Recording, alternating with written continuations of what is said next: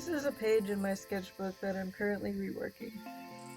I started this page maybe a year ago and haven't returned to it since, but I felt it calling out to me recently. My goal with the sketchbook is to A, get myself drawing more, and B, to then make it look good. I want this entire sketchbook to be beautiful before I'm done with it. My strategy has been just to doodle until I don't want to anymore, leaving it to rest until I'm inspired to fix it, which for this page is today. I start off by keeping what I like and covering what I don't like about it. What I liked about it was the 3 demon faces on the left and the female face on the right. I knew I needed to add more characters that fit in with them. I give the original characters more form and add a new guy to the mix. I gave the demon on top a canine-like body with a few too many legs. I don't know, it just seemed funny to me. I also added a bird staring at a bird mask man. It just seemed like it fit.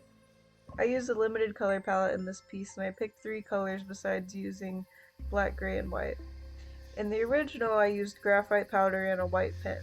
This time I'm only using acrylic paint markers. One of my favorite additions to this is the weird triangular headed figure in the middle.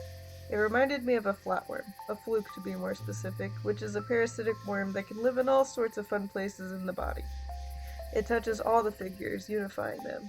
As the piece unfolded, a narrative began to appear in my mind, so I created a text bubble for the scary lady to communicate with the anxious-looking demon next to her.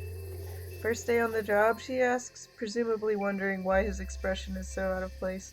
Demons are meant to confidently make the world a worse place to live after all, but he has to start somewhere, right? When I began to focus more attention to the background of the scene, I add a portal. It's bright and inviting, seemingly a far better place than they are currently residing in. None of them seem too interested, though. Not even the frightened demon in the center. He's probably thinking, well, these guys all seem to have it figured out. Let's give it some more time. Perhaps it'll grow on me. Well, one thing is growing at least. That's no fluke. I do give them a path for exit, though, just in case any of them change their mind. We'll make it a bit easier on them. As I'm finishing up, I create 2 more figures. I'm not sure if I'll end up keeping them or not, but I can always cover them up later. For now, they can stay.